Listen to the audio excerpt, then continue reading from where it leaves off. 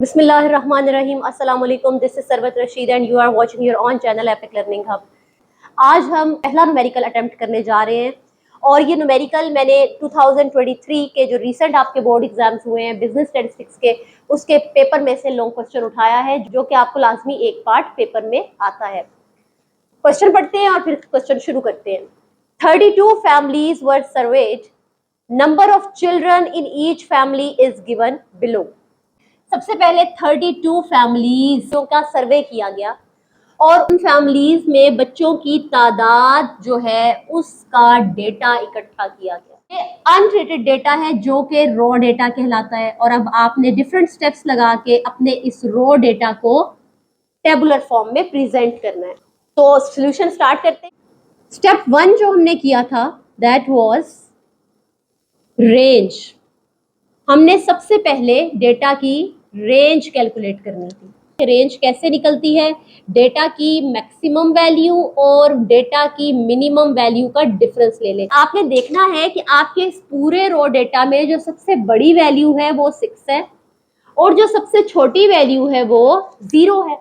इसका मतलब हुआ कि आपने सबसे बड़ी वैल्यू में से सबसे छोटी वैल्यू को जब माइनस किया तो आपके पास रेंज क्या आ गई? 6।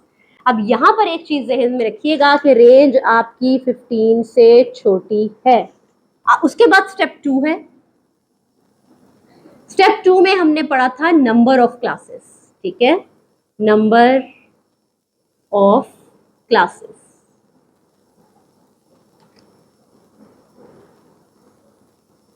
नंबर ऑफ क्लासेस के लिए मैंने आपसे बोला था कि हमारे पास एक फॉर्मूला है जो अप्रोक्सीमेट कर देता है आपकी वैल्यूज को, आपकी नंबर ऑफ क्लासेस को।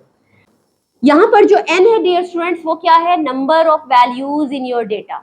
ओके, तो नंबर ऑफ वैल्यूज कितनी है? 32। तो हम 32 का अंडर रूट लेते हैं। तो 32 का जब हम अंडर रूट लेंगे तो ये हमारे पास आ रहा है 5.65। 5.65 और जाहिर सी बात है हम क्लासेस को पॉइंट्स में तो नहीं ले सकते, तो हम इसको अप्रोक्सीमेट कर लेंगे और हम 5.6 को अप्रोक्सीमेट करके लिख देंगे 6 क्लासेस। अब बेटा जैसे मैंने आपको लास्ट लेक्चर में बताया था कि यहाँ पर कोई हार्ड एंड फास्ट रूल नहीं है।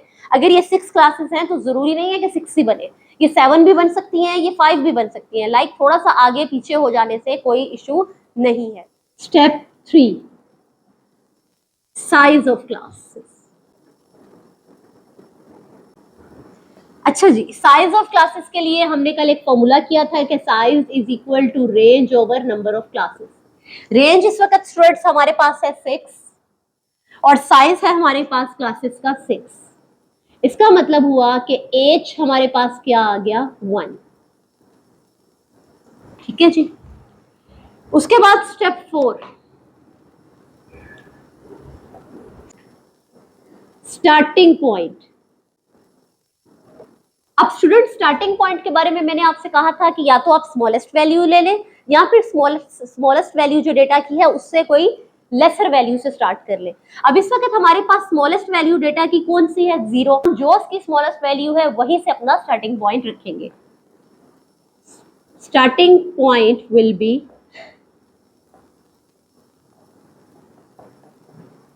0। उसके बाद बेटा जी आ जाता है आपका स्टेप 5, डिजाइन ऑफ क्लास क्या होगी। अच्छा बच्चों, रेंज चूंकि हमारी 15 से छोटी है तो हमने यहाँ पर कौन सी क्लास बनानी है? Single value class. तो आप यहाँ पे एग्जामिनर को बताएंगे as range is less than 15 so we will construct single value class.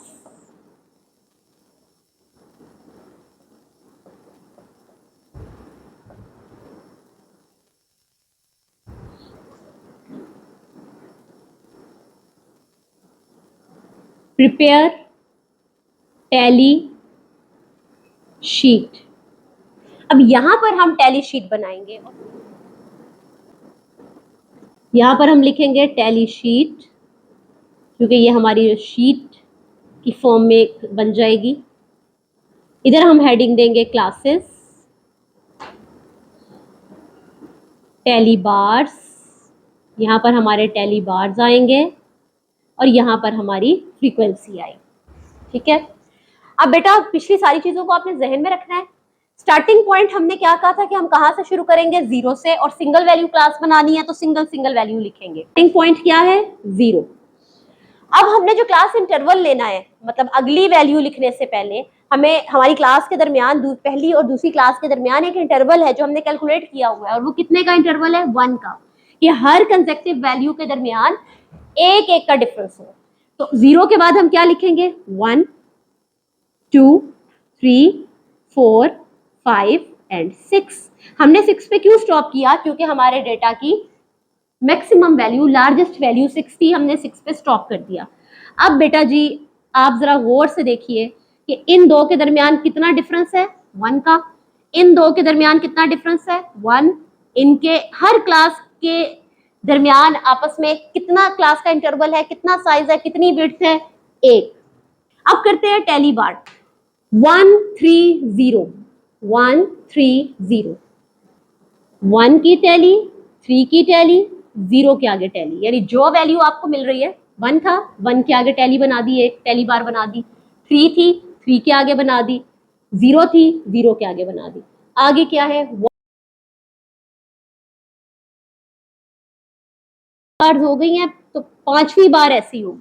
Last lecture में मैंने आपको बताया था ना कि 4 के बाद 5th वन जो है वो उसके ऊपर क्रॉस करेगी और ब्लॉक जो है वो 5 को शो करेगा।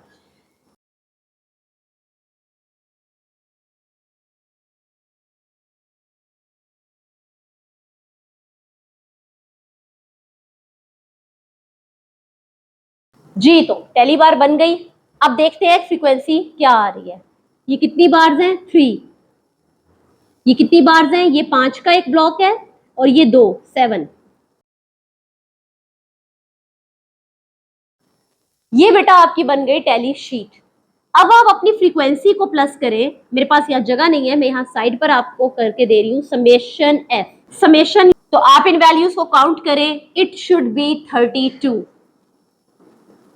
जी स्टूडेंट, तो ये हो गई आपकी टैली शीट। अब हम आते हैं लास्ट स्टेप पर, which is a final table. उसके लिए हम थोड़ी सी बोर्ड पे जगह बनाते हैं। जी स्टूडेंट, फाइनल टेबल के लिए सबसे पहले एक टाइटल देना है। टाइटल आप किसका देते हो, जिस चीज के डेटा को आप फ्रीक्वेंसी डिस्ट्रीब्यूशन में प्रेजेंट कर रहे हो। तो आप किस चीज को कर रहे थे, नंबर ऑफ चिल्ड्रन को। ठीक है, तो आप क्या हेडिंग, क्या टाइटल देंगे।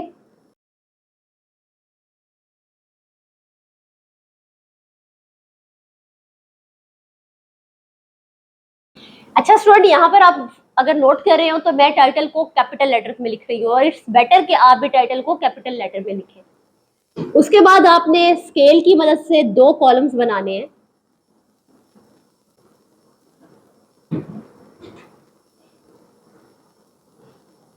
क्लासेस और फ्रीक्वेंसी। यूं समझिए आपने इसी टेबल को यहाँ पर एक प्रॉपर प्रेजेंटेबल फॉर्म में लिखना है। फ्रीक्वेंसी हमारे पास क्या थी, ठीक हो गया स्टूडेंट। और यहाँ पर आपने मार्कर से सम करना है, समेशन करना है, किस कॉलम का, फ्रीक्वेंसी के कॉलम। इसको आप सम कीजिए, it will be 32।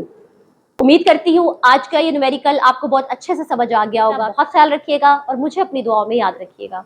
Allah Hafiz.